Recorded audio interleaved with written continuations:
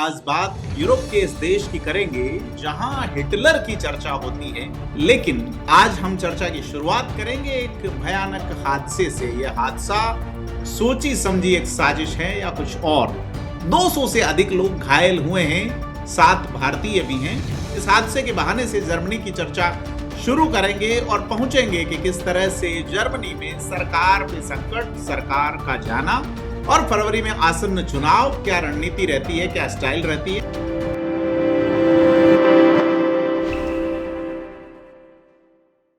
नमस्कार, मैं हूं प्रदीप और आप फेयर ऑब्जर्वर हिंदी देख रहे हैं। आज बात यूरोप के इस देश की करेंगे जहां हिटलर की चर्चा होती है। लेकिन आज हम चर्चा की शुरुआत करेंगे एक भयानक हादसे से। यह हादसा सोची समझी एक साजिश है या कुछ और। 200 से अधिक लोग घायल हुए हैं, 7 भारतीय भी हैं। इस हादसे के बहाने से जर्मनी की चर्चा शुरू करेंगे और पहुंचेंगे कि किस तरह से जर्मनी में सरकार पे संकट, सरकार का जाना और फरवरी में आसन्न चुनाव, क्या रणनीति रहती है, क्या स्टाइल रहती है। इन तमाम मुद्दों पे बात करने के लिए हमारे साथ फेयर ऑब्जर्वर के प्रधान संपादक अतुल सिंह हैं। सर, बहुत स्वागत आपका। बात करेंगे आज जर्मनी पे। नमस्कार। नमस्कार मैं सर। इसी साल जर्मनी काफी दिन बाद गया और कुछ समय बिताया, खासकर अपने मित्रों के साथ। तो जर्मनी में एक चीज समझ में आई कि क्राइसिस का माहौल तो है, और वो पॉलिटिकल है, वो इकोनॉमिक है, और सबसे बड़ी बात वो सोशल है।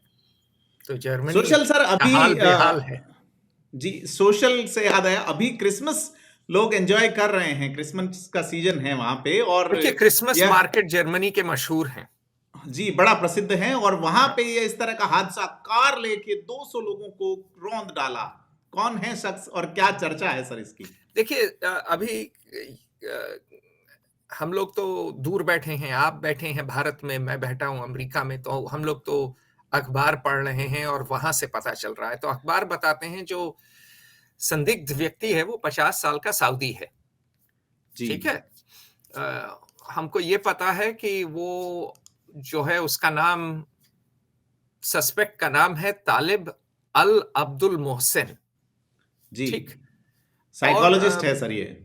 हाँ, साइकियाट्रिस्ट है, साइकोलॉजिस्ट ही अच्छा, नहीं है। जी जी तो मनोचिकित्सक है। चिकित्सक है, मतलब खुद उसकी दिमागी हालात ठीक नहीं है, पता नहीं कैसा चिकित्सक रहा होगा। जी जी, बिल्कुल। 9 साल का लड़का मारा गया है और 4 औरतें मारी गई हैं, जिनकी उम्र है 45, 52, 67 और 75। बाकी लोग तो कूद काद गए, लेकिन बच्चे और बूढ़े वो उतने तेज नहीं होते ना, तो मुझे लगता है कि वो गाड़ी जब धड़ धड़ मार रहे थे तो इधर उधर कूद नहीं पाए, या जो भी किस्मत खराब रही हो, जो भी हो। तो अल अब्दुल मोहसिन जर्मनी में 2006 को आए और 2016 को इनको रेफ्यूजी जो है घोषित कर दिया गया। और ये जो हैं वेबसाइट चलाते थे, बाकी मुसलमानों को अपने गल्फ के देश हैं, सऊदी अरेबिया, दुबई क्या, यूनाइटेड अरब एमिरेट्स हो गया, कतर हो गया, उनको ये यूरोप भागने में मदद करते थे। तो अच्छा, कहते हैं कि अब जर्मनी इंटीरियर में मिनिस्टर नैन्सी फ्रेजर कहती हैं कि ये इस्लामोफोबिक थे, इस्लाम से बहुत डरते थे, और ये अल्टरनेटिव फॉर डॉइचलैंड, एएफडी के समर्थक थे, फार राइट पॉलिटिकल पार्टी के। तो अब पता नहीं, ये जो है, अभी तो हालात इतने गर्मा गर्म हैं कि कुछ ठीक से पता नहीं है कि ये क्या कर,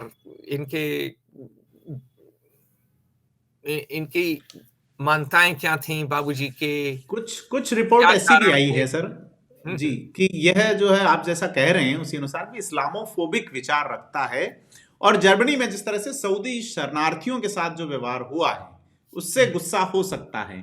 अब यहां से मैं आपको एक चीज की ओर ले जाना चाहूंगा सर, थोड़ा सा इंटरप्ट करूंगा हाँ हाँ कि यह विचार जो है, यह ट्रम्प अमेरिका में कुछ अलग नीति लागू करना चाहते हैं, भारत बांग्लादेश पूरी दुनिया में बाहर के लोगों के लिए जो नीति है, ऐसे हादसे या ऐसे हमले या ऐसा फोबिक होना क्या सभी जगह नुकसानदेह हो सकता है, या ऐसे हमले हम और भी देख सकते हैं? तो देखिए, मैं दो चीजें करूंगा। एक तो ये शब्द इस्लामोफोबिक बहुत प्रचलित हो गया, मैं इससे सहमत ही नहीं हूं। आपको पता जी होता नहीं है, लोग कहते हैं कि ओ जी आप इस्लामोफोबिक हो। जी ठीक क्यों? क्योंकि मैं कहता हूं भाई, इस्लाम जब आया भारतवर्ष तो नालंदा का सर्वनाश हुआ कि नहीं हुआ? मंदिर जी तोड़े गए कि नहीं? अगर मैं ये भी बोल दूं तो मैं इस्लामोफोबिक हो गया। जी ठीक, आज के दिन पाकिस्तान में कोई अगर हिंदू है तो चैन की सांस ले सकता है, सो सकता है। जी ठीक, बांग्लादेश में अभी क्या हो रहा है बौद्ध लोगों के साथ, हिंदुओं के साथ, क्रिश्चियंस के साथ? मैं हमेशा कहता हूं कि भाई, कोई भी मुस्लिम देश मुझे उठा के दिखा दे एक आध को छोड़ के, और वहां बता दे माइनॉरिटीज का क्या हश्र है। क्योंकि इस्लाम में तो है ना, कुरान में, कि भैया जो मुसलमान नहीं है उसको मुसलमान बनाओ। बिल्कुल सही कह रहे हैं सर आप। यह जो तो तालिब अल अब्दुल मोहसिन जी पहली चीज कि ये सब शब्द कुछ ज्यादा ही लोग प्रयोग करते हैं, और खासकर वो मुसलमान जो वेस्ट में रहते हैं बहुत ज्यादा। तो और खासकर जर्मनी वगैरह में तो कुछ ज्यादा ही गिल्ट है इनको। हाय हाय, हम हिटलर के वंशज हैं, हमको जो है किसी के साथ अत्याचार नहीं करना है। तो बात सही है, बिल्कुल नहीं करना चाहिए, लेकिन इसका मतलब ये भी नहीं है कि आप यथार्थ नकारें। जी तो बिल्कुल पहला एक हुआ। दूसरी बात ये हुई कि अगर आप इतने रेफ्यूजी लेंगे थोक में, और आपके देश में बच्चे कम होने लगे हैं, जी परिवार घट रहे हैं, तो दिक्कतें तो आएंगी ही। भाई जी सीधी बात है, आप जयपुर में रहते हैं। जी ठीक, जयपुर में पिछली दफे मैं आया तो एक शाहरुख नाम का ऑटो ड्राइवर था। जी ठग था, गुंडा था, रात का समय था, मैं बैठ गया। तो एक और तो कह रहा था कि भाई मैं जो है बहुत बढ़िया आदमी हूँ, मैं सब सारे टूरिस्ट को दिखाता हूँ। और दूसरी ओर कह रहा था कि भाई मेरे ऊपर 2 क्रिमिनल केस हैं, मेरी एक बीवी है, बच्चे हैं, लेकिन मेरी 2 गर्लफ्रेंड भी हैं, एक स्पेन की है, एक इंग्लैंड की है, और मैं उनके पास जाना चाहता हूँ क्योंकि मैं देखना चाहता हूँ यूरोप, पर मेरा क्रिमिनल केस हो गया इसलिए नहीं। और ये क्यों हुआ? क्योंकि भाई ये हिंदू मुल्क है और मुसलमान बराबर है नहीं, और अनाप शनाप बोले जा रहा है। तो सीधी बात ये है कि किसी हमारे यहाँ तो कई सालों से, कई सौ साल से कई समुदाय के लोग रह रहे हैं, लेकिन उसके बाद भी एक तनाव रहता है ना, दंगे के समय होता है ना। जी तो अगर आप खासकर जो है जुडियो क्रिश्चियन देश में, जहाँ की उनके यहाँ भी यूनिवर्सलिज्म है कि हर आदमी को क्रिश्चियन होना चाहिए, हालांकि अब नहीं रहा कोई रिलीजियस, लेकिन उनके यहाँ वो तो है ना कि आप जर्मन बनिए, इस तरह चीज करिए, ट्रैफिक लाइट का पालन करिए। ऐसा थोड़ी है कि हिंदुस्तान में चलता है। और जी वहां आ गए लोग जो कि चाहते हैं कि भाई 5 दफे नमाज पढ़ें, लड़की अगर कम वस्त्र पहनी है तो उसका वो चरित्र चरित्र चिंतन जी, उसका चरित्र चिंतन करते हाँ। हैं तो आपका क्लैश ऑफ कल्चर्स तो होगा ना। जी सर अगर ये लोग पढ़े लिखे इमिग्रेंट लेते भारतवर्ष से, मेरा एक मित्र है, एमपी है, जर्मन मेंबर ऑफ पार्लियामेंट है, तो मैं जी ऐसे ही बोल रहा था कि एक दिन की भारतवासी बहुत दब्बू होते हैं, सवाल नहीं करते हैं, अथॉरिटी के सामने एकदम लेट ही आते हैं। अब बात सच भी है, देखिए आप दफ्तर आइए, देखिए कितने लोग जी हुजूरी किसी एक यंगस्टर आईएएस की करेंगे या नेता की भी करेंगे, लेट ही आते हैं। और जी अगर आप सवाल कर लीजिए भारत में नेताओं से तो उनको आदत नहीं होती है। हम ही लोगों ने एक वीडियो किया था एक नेताजी का, तो जी सक पका गए थे। तो सीधी बात यह है, यहीं राहुल गांधी अभी आए थे, मैं मिला था, जहां सवाल पूछा भाग गए नेशनल प्रेस क्लब से, मुझसे बात जी ही नहीं की। क्यों? क्योंकि मैंने उनको बोल दिया, hang on a moment Rahul, she had a point.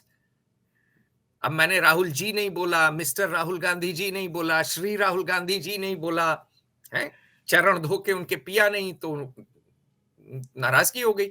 वही चीज मोदी जी का भी है। ऐसा नहीं है कि राहुल गांधी ही इस बीमारी के शिकार हैं। यही अगर जी नरेंद्र मोदी से मैं अगर सवाल कर लूं, तो वो भी भाग लेंगे, वो इंटरव्यू ही नहीं देंगे, क्योंकि हमारे यहाँ क्या है कि जो सत्ताधारी है वो राजा है। ठीक। जी तो मेरा कहना यह था कि हमारे लोग बड़े दब्बू हैं। तो उसने बोला, यार जो भी हो, हमारे लिए इंडियन इमिग्रेंट बड़े अच्छे हैं, दब्बू हैं तो अच्छा है। क्यों? They are hard working, law abiding and tax paying. क्या बात है। जर्मन एमपी है मेरा दोस्त, मुझे मेरा गला घोट देगा अगर मैंने उसका नाम ले लिया।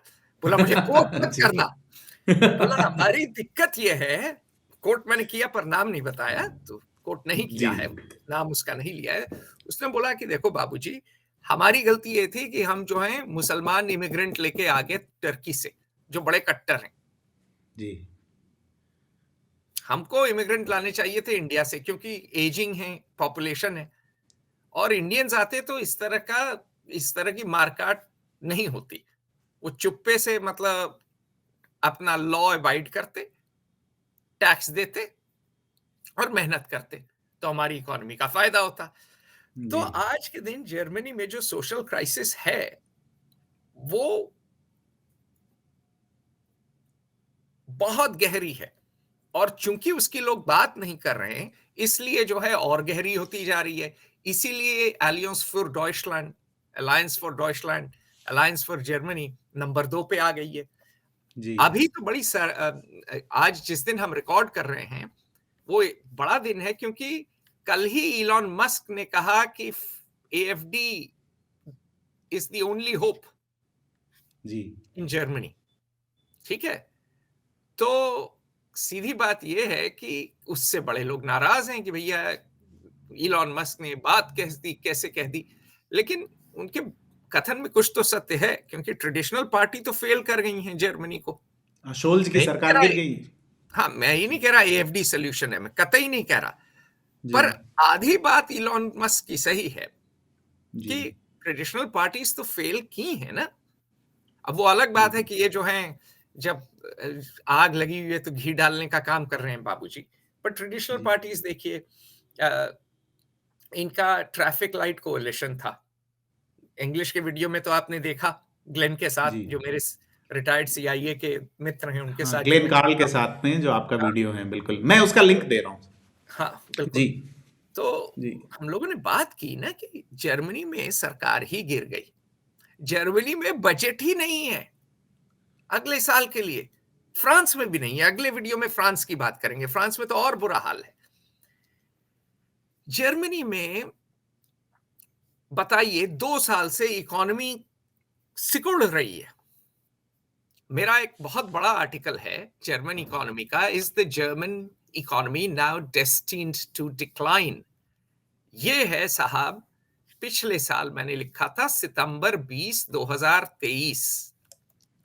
तो जो लोग इस मुद्दे में, खासकर आर्थिक मुद्दे में जो जी है ज्यादा जानकारी चाहते हैं, वो पढ़ें उसे।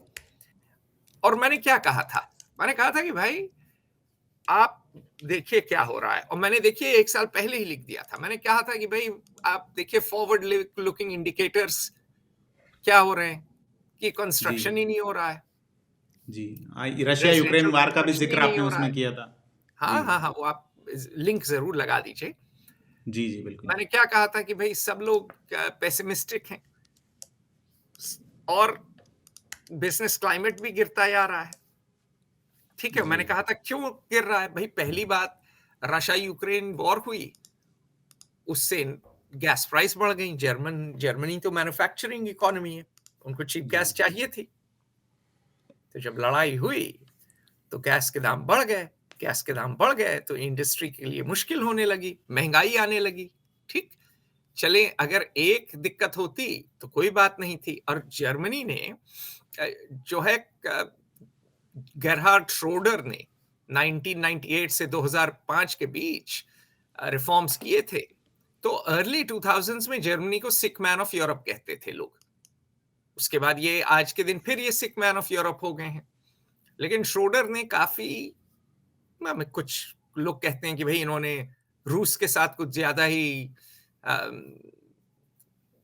दोस्ती बढ़ा ली, लेकिन ये भी बात सच है कि इन्होंने रिफॉर्म वगैरह तो किया, ठीक जी।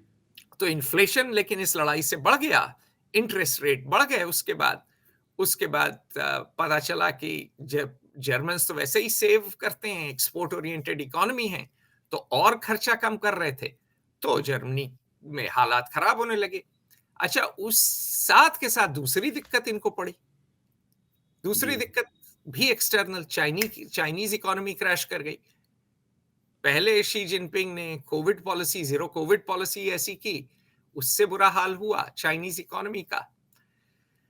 उसके बाद क्या हुआ कि उसके बाद रियल एस्टेट क्रैश ही हो गया, ठीक जी। तो एक DHL जो है, एक आप DHL तो जानते होंगे, कुरियर सर्विस है, लॉजिस्टिक्स कंपनी, उसने कहा था as Germany sneezes will as China sneezes will Germany catch a cold। ये उन्होंने 2019 में लिखा था जी। ठीक। ये आर्टिकल पता चला कि इसको करने के बाद एक्सपोर्ट्स गिर गए। एक्सपोर्ट्स पिछले साल पहले 4 महीने में 11.3% से गिरे थे और गिरते गए। और सीधी बात ये भी है कि जर्मनी ने भी स्ट्रैटेजी और चाइना बदली, क्योंकि चीन, यूएस ने प्रेशर डाला, यूएस ने सैंक्शंस डाला, तो जर्मनी को मुश्किल हुई। लेकिन उसके बावजूद जर्मन इंडस्ट्री के लिए चाइना ही सबसे बड़ा मार्केट था। लेकिन जब चाइना गिरा और यूएस ने प्रेशर डाला कि भाई चाइना के साथ आप इतनी प्यार मोहब्बत ना करें, जी, तो इकोनॉमी जो है और ठेस पहुंचा। फिर सबसे बड़ी चीज कि अमेरिका ने बार बार टैरिफ्स की धमकी दी। उसके बाद जो है उसके बाद इन्होंने जो है inflation reduction act Joe Biden लाए, तो पहले डोनाल्ड ट्रंप ने धमकाया, फिर Joe Biden inflation reduction act लाए, तो उसमें क्या हुआ, इन्होंने और अपने यहाँ इंडस्ट्रियल पॉलिसी ले आए जिसमें सेमीकंडक्टर्स, ग्रीन एनर्जी और बाकी टेक्नोलॉजी को लाभ पहुंचाया। लेकिन इससे जर्मनी को बड़ा नुकसान हुआ, क्योंकि तो मैन्युफैक्चरिंग इकोनॉमी है, ये एक्सपोर्ट करते थे। तो पहली बात कि सब्सिडी की वजह से यूएस प्रोडक्शन सस्ता हो गया, और दूसरी बात बाहर से खरीद नहीं रहे थे, तो इनके एक्सपोर्ट और कम हो गए। तो एक तो रूस के साथ लड़ाई कि जर्मनी की किस्मत खराब रही, दूसरा चीन की इकोनॉमी का ठप होना, और तीसरा अमेरिका का प्रोटेक्शनिज्म लाना। इन तीनों ने तो बाहरी चोट मारी। फिर जर्मनी की बताएं जी, जर्मनी की कमर लचक रही है, मतलब इन तीन चोट से। और जर्मनी के अपने जो है, अपने ऊपर इन्होंने अपने पांव पे कुल्हाड़ी भी मारी। रेड टेप इतना कर दिया, भैया हम अपने यहाँ रोते हैं, अपने यहाँ भारत में इकोनॉमिक ग्रोथ रेट 1-2% ज्यादा हो, अगर लोगों को जो है जूतने ना चाटने पड़े ब्यूरोक्रेट्स के, जी, ये फॉर्म भरो, वो करो, ये करो। ब्यूरोक्रेट जब आ जाता है, देखिए कोई भी बिजनेसमैन का सर कैसे हैं सर, कमर झुक जाती है। क्यों? क्योंकि ये ब्यूरोक्रेट आपको घाटा पहुंचा देगा, आपका बिजनेस बंद करा देगा। अब जर्मनी में घूसखोरी नहीं है, ये बात तो सच है, लेकिन इतना जो है रेड टेप हो गया, इतने परमिशन, इतना परमिट, यहां तक कि चांसलर ओलाफ शोल्स ने बुंडेस्टाग में, पार्लियामेंट में बोला कि we have to shake off the mildew of bureaucracy, risk aversion and despondency that has settled on our country over years and decades। इसका मतलब जो काई पड़ गई है ब्यूरोक्रेसी की, उस और जो है रिस्क न लेने की और सरकार पे निर्भर होने की, इसको हटाना है।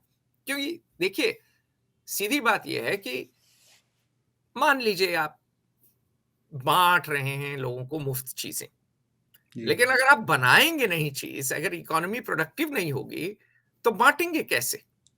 परिवार में एक आदमी काम कर रहा है और बाकी सब लोग उसका खा रहे हैं, अगर कुछ ज्यादा ही खाने लगे तो जो काम कर रहा है उसकी तो कमर टूट जाएगी ना। निश्चित तौर पे।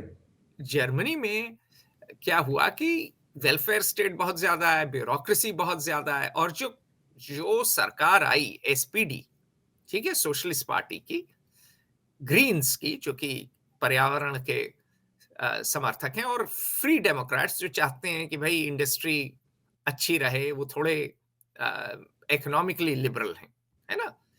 जी। तो इनका इनकी जो कोएलिशन थी वो वैसे ही थी जैसे हमारी कोएलिशन सरकारें थी, एक दूसरे से ही धक्का मुक्की कुश्ती। हमारे यहाँ भी तो आई है ना कोएलिशन हाँ, सरकारें। नूरा कुश्ती वाली सरकारें रही है हमारे यहाँ पे। 90 के दशक और 2000 के आसपास ये स्थिति थी। तो तो सीधी बात यह है कि उसी, अच्छा वो सर हमारे यहाँ तो कोलिशन से उतना नुकसान नहीं हुआ, क्यों? क्योंकि हम इकोनॉमिक क्राइसिस में नहीं थे। जी, ये लोग बिल्कुल। तो इकोनॉमिक क्राइसिस में थे। इनको चाहिए था कि भाई हमको डिसीजन चाहिए, रिफॉर्म चाहिए। ये लोग झगड़ते ही रह गए। अच्छा, taxes high, labour cost high, regulation high, और सीधी बात यह है कि अगर आप सिंगल हैं, मतलब आपकी शादी नहीं हुई है बच्चे और नहीं आपके हैं। बच्चे नहीं हैं, तो जी। आपका टैक्स बर्डन 15% ज्यादा होगा बाकी देशों से, सोचली। जी, बिल्कुल। तो भैया कौन वहां जाके शादी करके बच्चे पैदा करेगा? ठीक। हुँ, हुँ, हुँ। अच्छा, साथ में ये भी हो रहा है, लेकिन ये भी है कि बहुत से जॉब्स खाली हैं। दो 1200 में से फेडरल लेबर एजेंसी ने पिछले साल सर्वे किया, 1200, अरे 1200 में से 200 प्रोफेशंस में लेबर शॉर्टेज थी। जी। नर्सिंग में, चाइल्ड केयर में, कंस्ट्रक्शन में, ऑटोमोटिव में। तो एक और इन्होंने रेफ्यूजी लिए हैं, लेकिन वो लायक नहीं है अधिकांश। ट्रक ड्राइवरों की कमी है, आर्किटेक्ट्स की कमी है, फार्मासिस्ट की कमी है, इंफॉर्मेशन टेक्नोलॉजी स्पेशलिस्ट की कमी है। ठीक है? तो सीधी बात यह है कि इसीलिए तो जो मेरा मित्र है जो जर्मन एमपी है, कहता है कि हमको इंडियन इमिग्रेशन ज्यादा चाहिए कि कुछ ये कमियां कम होंगी। हाँ, सस्ते हैं, टैक्स देते हैं और कानून का पालन करते हैं। सस्ते हैं, टैक्स देते हैं, कानून का पालन करते हैं और मेहनती हैं। जी। अब जो आप टर्क्स लेके आ गए हैं, जो मतलब यही गास्टा काम हम इंडियन यहाँ नहीं करते। जो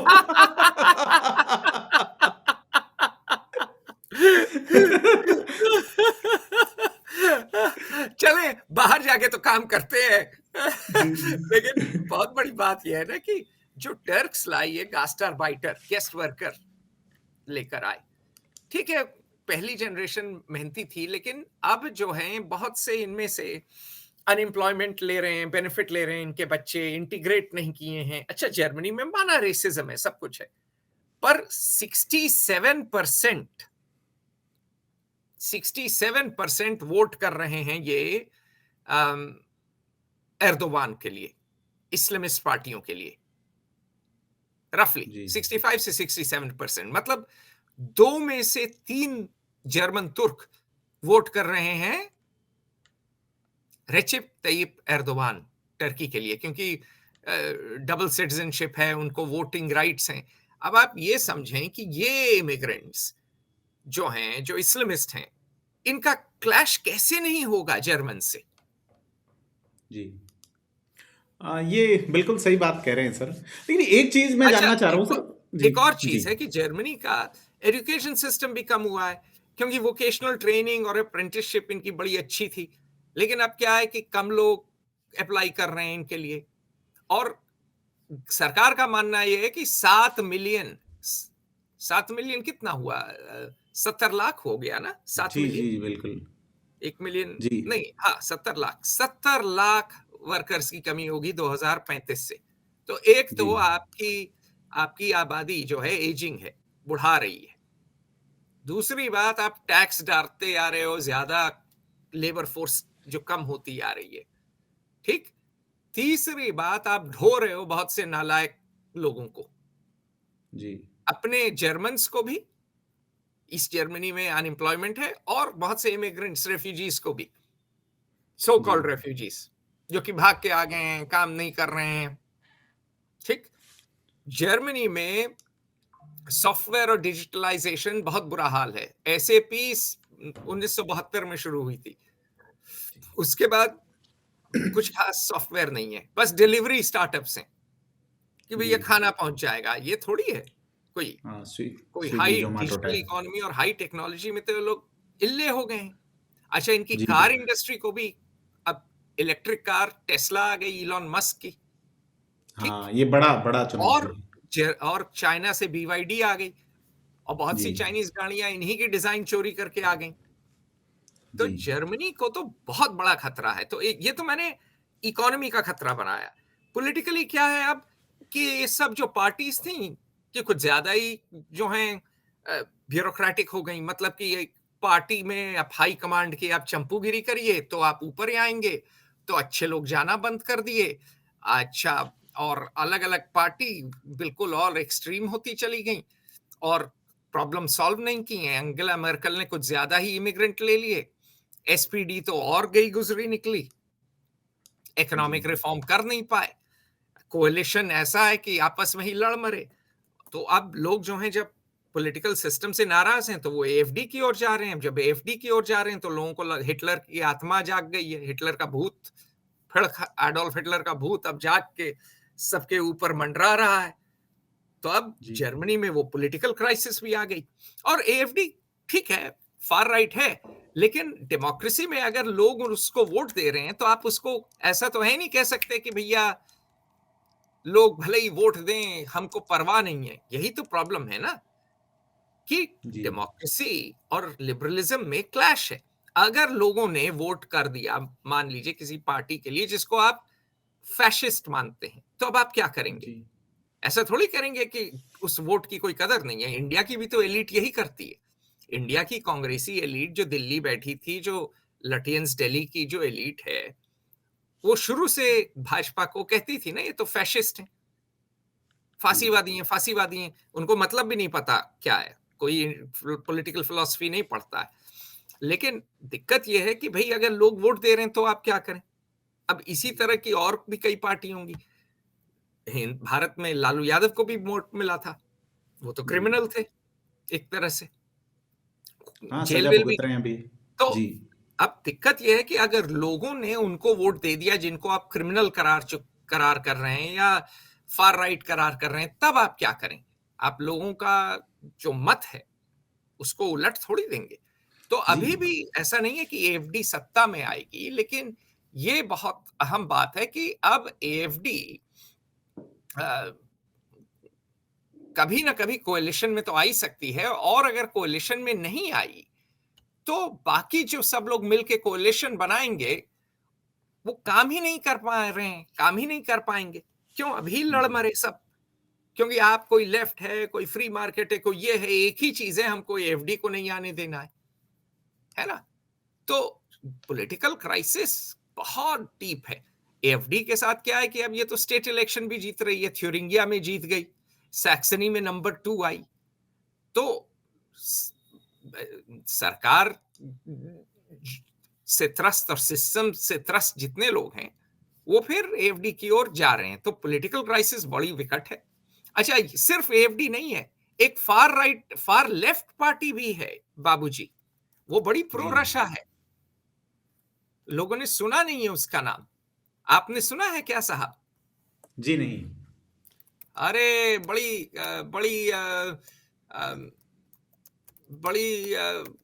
दमदार महिला है, जो कि उस जो कि ईस्टर्न पार्ट में काफी काफी प्रभावशाली है, आधी ईरानी है वो, जी। ठीक है। उसका नाम है बीएसवी, और उसका नाम है उसका नाम है सहरा सहरा वागेननेक्ट जी। वागेन कनेक्ट। अच्छा, बीएसडब्ल्यू है इस पार्टी का नाम। ये बड़ी हार्डकोर लेफ्ट है, पॉपुलिस्ट है, ये भी अच्छा कर रही है। बर्लिन में 13.5% वोट लेके ले आई। एएफडी और एसपीडी के बाद यही थी।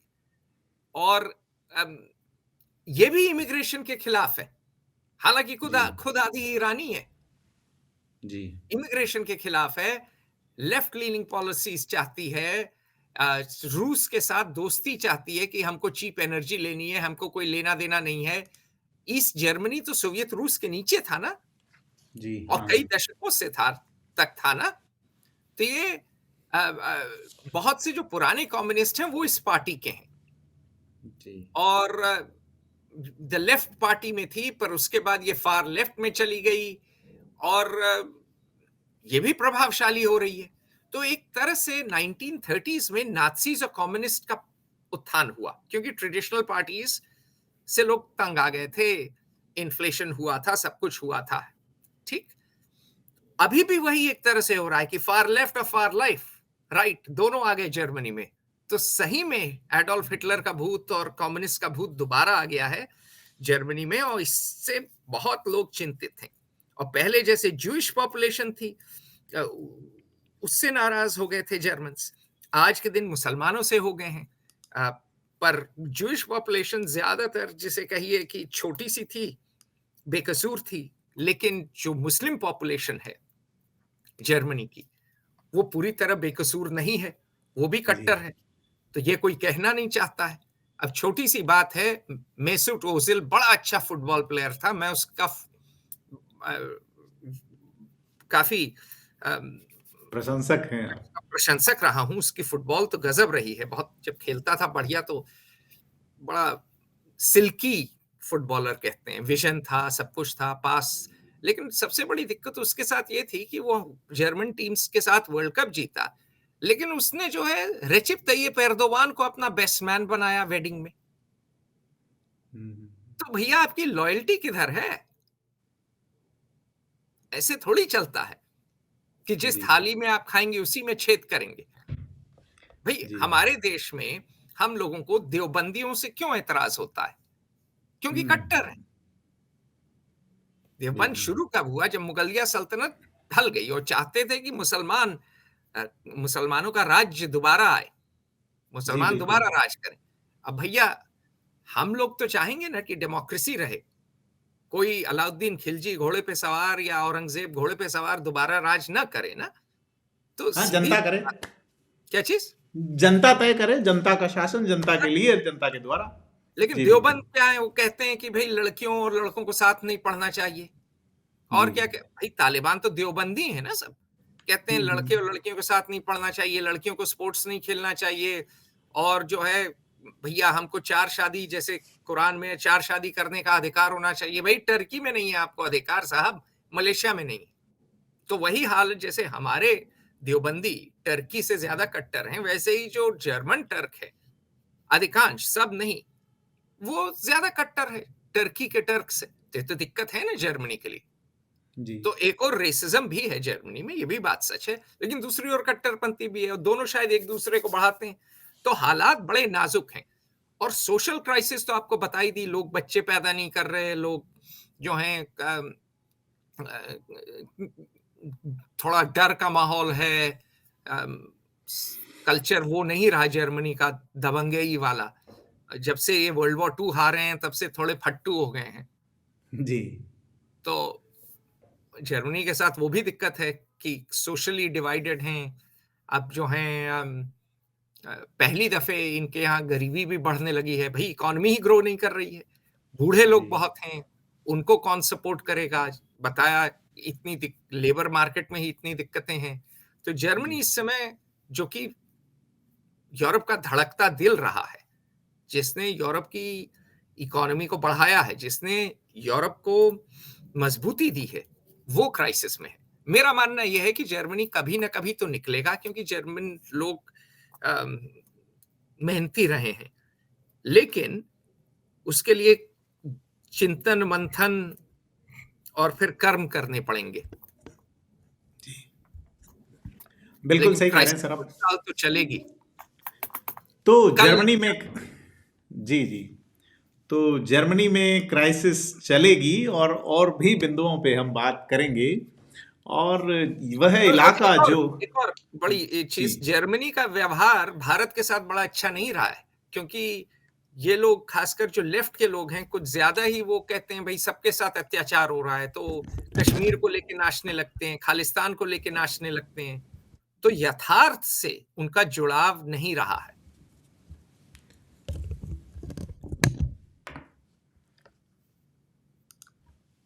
तो जर्मनी को लेके खासा लंबी बातचीत हुई। मौजूदा हालात से लेके पॉलिटिकल क्राइसिस और इकोनॉमिक क्राइसिस की बात अतुल सर ने बहुत गंभीरता से बताई हमें, और तरीके से उन्होंने कुछ उदाहरण भी दिए हैं। बहुत सारे लिंक मैं डिस्क्रिप्शन बॉक्स में डाल रहा हूं, और आपको ताकीद कर रहा हूं कि फेयर ऑब्जर्वर हिंदी को अगर अभी तक आपने सब्सक्राइब नहीं किया है तो सब्सक्राइब जरूर करें, और अपने अमूल्य सुझाव एक बात विचार जी बिल्कुल करें, क्योंकि अगर आप सिविल सर्विसेज परीक्षा लिख रहे हैं, अगर आप कैट लिख रहे हैं, ग्रुप डिस्कशन करेंगे आईएएम में जाने के लिए, अगर आप जो है इंटरव्यू में जाएंगे किसी कंपनी के साथ, तो ये सब चीजें जानना आपके लिए अच्छा रहेगा कि भैया कौन सी इकोनॉमी अच्छी कर रही है, क्यों अच्छी कर रही है, या कौन सी इकोनॉमी क्राइसिस में है, क्यों क्राइसिस में है, कौन सी इंडस्ट्री उभर के आ रही है, किस लिए आ रही है। तो इन सब चीजों पे जानकारी आप ही के लिए हित में रहेगी, और अगर आप नागरिक हैं तब तो जानकारी तो हमेशा अच्छी रहती है। Knowledge is power. बिल्कुल, नॉलेज इज पावर। तो जुड़े रहिए फेयर ऑब्जर्वर हिंदी के साथ, और चैनल को सब्सक्राइब करें, वीडियो को लाइक शेयर करें, और कमेंट करके जरूर बताएं कि कौन सी बात अच्छी लगी, और क्या जानकारी आप फेयर ऑब्जर्वर हिंदी के साथ जानना चाहते हैं, हमें कमेंट करके बताएं। धन्यवाद। नमस्कार, धन्यवाद।